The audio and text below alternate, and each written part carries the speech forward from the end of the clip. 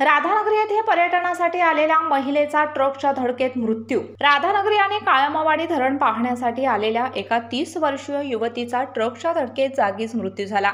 घटनास्थळावरून मिळालेल्या माहितीनुसार मयत आसमा समीर सय्यद राहणार वारणानगर तालुका पन्हाळा या आपल्या मुलगा आणि पतीसह काळमावाडी धरण पाहून राधानगरी धरण पाहण्यासाठी निघाल्या होत्या।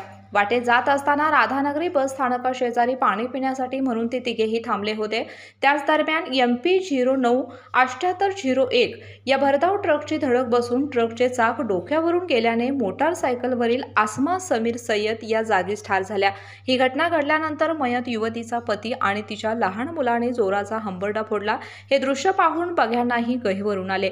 सदर घटनास्थळी राधानगरी पोलीस दाखल झाले व महिलेचा मृतदेह शवविच्छेदनासाठी राधानगरी ग्रामीण रुग्णालयामध्ये पाठवण्यात आला।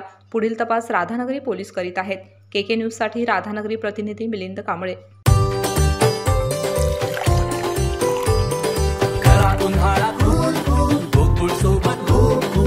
गोकुळ सोबत